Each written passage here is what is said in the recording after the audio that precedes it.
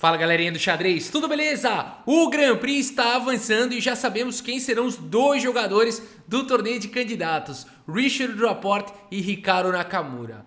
O torneio de candidatos estaria com as 8 vagas fechadas se não fosse a saída polêmica de Sergei Karyakin, russo, que ficou fazendo manifestações pró-ataque Ucrânia, pró-Rússia no Twitter e foi banido da feed. E por 6 meses não vai poder jogar xadrez e com isso abriu-se uma nova vaga. A questão é, o Ding Liren teria o maior rating e segundo as regras da FIDE, Ding Liren então ocuparia essa cadeira. No entanto, ele precisaria ter 30 partidas jogadas nos últimos meses, coisa que ele não tem. E o que a China está fazendo para apoiá-lo e para que ele possa ocupar essa cadeira? Foi feito um cronograma de um monte de partida, ele tem 4 partidas jogadas, ele precisaria jogar mais 26. Fizeram 28 partidas programadas para os próximos dias. Até uma semana antes do mês de maio, da publicação do rating de maio da FIDE, Ding Liren terá completado 32 partidas, 2 partidas a mais do que ele precisaria e estará elegível para ser então jogador do torneio de candidatos, né? Se isso vai dar certo ou não, depende de uma série de fatores. Ele precisa continuar indo bem, ele precisa manter o rating alto, não é? Então é um desafio e tanto. E agora o Ding Liren está jogando aqui um torneio na China, de monte de rodada aqui esse torneio. E são 4 jogadores, todo mundo joga contra todo mundo 4 vezes, então só aí ele já tá fazendo um monte de rodada, né? E o negócio é o seguinte, os jogadores aqui, os adversários dele tem 2.500, não chega a 2.600 de rate. Ding Liren, se empatar contra um desses caras, já perde 3, 4 pontos de rate. Se perder, perde 8 pontos de rate. Então ele tem que ficar ganhando todas. Aqui, para cada vitória dele, ele ganha uns 2, 3 pontinhos de rate, né? Pra ficar mantendo a média dele lá em cima. E vamos dar uma olhada nessa partida, então. Ding Liren contra o Li Ji. Ding Liren segue aqui na luta, né? E antes de começar a partida, eu vou dar um tempinho pra você que ainda não se inscreveu no canal. Se você gosta do canal Xadrez Brasil e ainda não se inscreveu, aproveita agora pra se inscrever. Clica aqui no inscreva-se, clica aqui no sininho, tá bom? Vamos à partida. Li Ji abre aqui a partida com peão dama D4. Ding Liren responde com cavalo em F6. Depois de C4, E6, cavalo em F3, D5. Ding Liren ocupa aqui o centro. Cavalo C3, bispo B4, crava aqui o cavalo, enfraquece um pouco o domínio de casas centrais. Bispo G5 faz a mesma coisa, é a luta pelo centro. E aqui H6 questionando o bispo. Bispo toma, dama toma, e aqui E3, o bispo fica protegendo em C4. E aqui roque, o Ding Liren coloca o rei em segurança. Torre C1, postergando um pouquinho o desenvolvimento do bispo, né? Joga a torre e tal. Por que posterga um pouquinho? Porque se as negras capturarem o peão aqui de C4, o bispo não vai ter perdido um tempo, né? Por exemplo, 1, 2, né? Então aqui as brancas querem economizar isso daí e ficam fazendo outro lance. E deu certo, porque agora o Ding Liren joga D por C4 e bispo por C4. E as brancas não perderam um tempo. C5, Ding Liren ataca o centro, roque colocando o rei em segurança, peão toma, e aqui cavalo E4, botando fogo no tabuleiro aqui o Li Ji, aqui já atacando a dama e por enquanto com um peão a menos. O Ding Liren joga a dama em F5 atacando o cavalo e agora cavalo G3 ataca a dama novamente. E depois de dama em A5, E por D4 recuperando aqui o peão e o peão de A2 está bem protegido. Interessante aqui essa variante, torre D8 foi jogado pressionando o peão isolado e agora a dama em E2 tirando a dama da coluna da torre. Cavalo D7 desenvolvendo peça A3, cutucando aí o bispo volta lá para F8, seguro, sólido. Torre de F aqui em D1, cavalo F6 melhorando a posição do cavalo. Falta só resolver o problema do bispo aqui. Cavalo em E4 foi jogado, bispo em E7 protege o cavalo e cavalo E5. Li Ji vai levando as peças pro ataque. Bispo D7 finalmente desenvolvendo o bispo, cavalo C5, pressão total no bispo e agora bispo por C5, D por C5 e o bispo agora de casas claras recua aqui para E8, protegendo todos os ataques aqui nas casas claras, é importante. E ao mesmo tempo propondo trocas na coluna E. Ding Liren vai se segurando do jeito que pode, dama em E3 foi jogado protegendo o peão de C5, torre por D1, torre toma e aqui torre D8, Ding Liren quer jogar um final. Torre toma, dama toma, temos agora esse final, dama D3 propondo mais um pouquinho de troca e aqui o Ding Liren fala não, eu vou aproveitar e começar a agarrar a iniciativa. A dama D4 protege todo mundo e agora B6, aqui nós temos o lance B4, seria possível também, completamente possível trocar aqui, mas ele preferiu jogar com B4.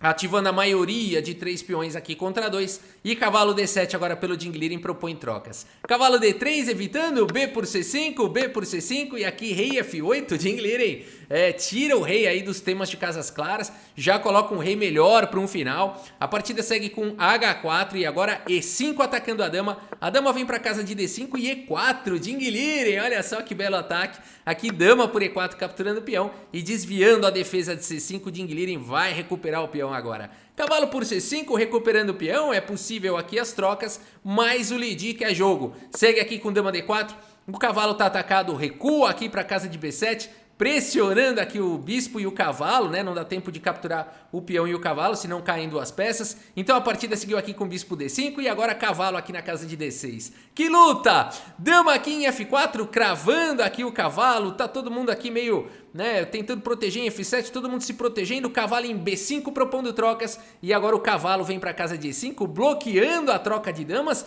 e pressionando em F7. O Lidi tá jogando demais e tá jogando para vencer. Eu tô de olho aqui nesse torneio, né, chinês aqui. E uma coisa que eu constatei é que o chinês é muito inteligente. Ele nunca faria esquema pro favorecer o Jinglirin aqui. Vamos lá, hein, pessoal, joguem mal aí pro Jinglirin ganhar rating e jogar o candidato. Eles não fariam isso, isso seria uma grande burrice. Porque, claro, a comunidade internacional perceberia, desconfiaria e poderiam, inclusive, abrir uma comissão de ética e invalidar o Jinglirin. Ele poderia, inclusive, dar margem aí para ser banido. E é tudo que outros países, alguns gostariam, né, de que a China fosse banida. Então eles não vão dar margem para isso. A China é inteligente, sabe o que faz. Jinglirin tá jogando e o Lidi tá jogando para ganhar, né? Certeza que a ordem que eles receberam, se é que receberam alguma ordem de lá de cima, é o seguinte: ninguém pode dar chance pro Jinglirin, todo mundo tem que jogar para ganhar, ele vai ter que fazer por merecer. Jinglirin segue agora aqui com F6 atacando o cavalo, dama B4 cheque, dama em E7 cobrindo o cheque e agora cavalo aqui em D3 protegendo a dama. Dama por B4, A por B4, rei E7. E eu olho essa posição. Mas vamos parar para olhar aqui. Bispo e cavalo contra bispo e cavalo, 4 peões para cada um, ok. Você fala, os dois sabem jogar xadrez. O Lidi é grande mestre. Ele pode não ser super grande mestre, 2.800 plus aí, igual o Jinglirin. Mas pô, o cara tem 2.600 de rate, é um grande mestre muito forte, né? Do nível dos nossos brasileiros aqui. Então você fala assim, esse cara sabe jogar xadrez. Esse cara sabe jogar xadrez. Como é que ele vai pegar um final desse aqui equilibrado e não é possível que ele vá perder, ele vai empatar isso aqui.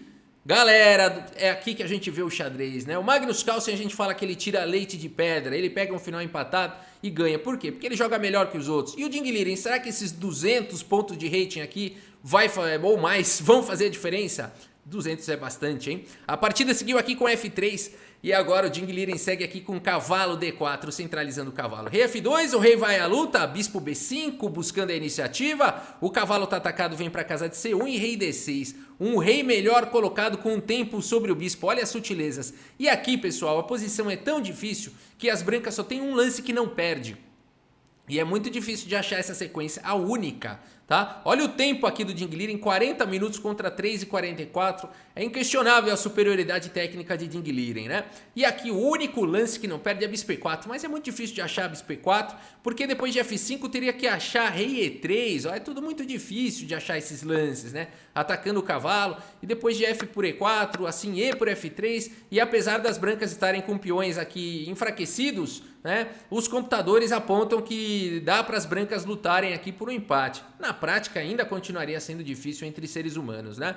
Mas a partida seguiu aqui com bispo F7, e por incrível que pareça o computador fala que isso é um erro grave. A partida seguiu com rei E5 e agora cavalo em A2. Cavalo em E2 aqui manobrando aqui o cavalo de Jinglirin, rei E3 e agora F5 avançando aqui com os peões. G3 e aqui um lance muito instrutivo do Jinglirin, muito instrutivo, F4 cheque, quebrando aqui a cadeia de peões, olha que legal, né? Aqui quebrou, destruiu a cadeia de peões, G por F4, cavalo por F4 e agora esses peões se tornaram alvos fáceis. Cavalo C3 foi jogado, bispo C6 pressionando um dos peões e controlando aqui o cavalo. A partida seguiu com H5 e agora cavalo G2 cheque, o rei vem para F2 e cavalo H4.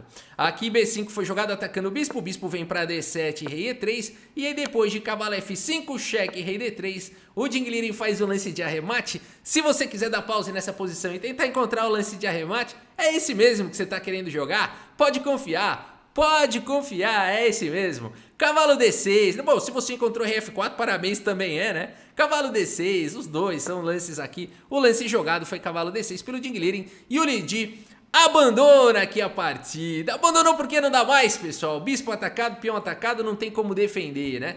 Bispo C4 protegeria o peão, mas aqui simplesmente cavalo toma, rei toma e bispo E8.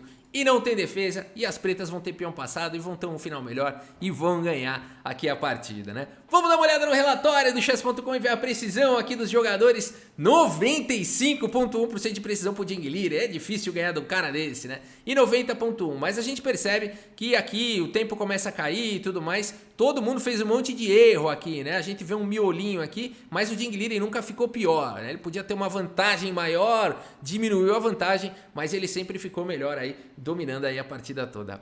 Beleza, galera? A gente segue cobrindo aqui essa trajetória do Jinglirin. Queremos acompanhar de quem será essa cadeira do banimento do Cariaquim, que inclusive não está confirmado, ele poderá recorrer ainda do banimento. É uma novela que segue, a gente vai acompanhando aqui esses capítulos, tá bom? Muito obrigado pela sua audiência, um grande abraço para todos vocês e até a próxima, valeu! Só lhe faltava uma bela dama,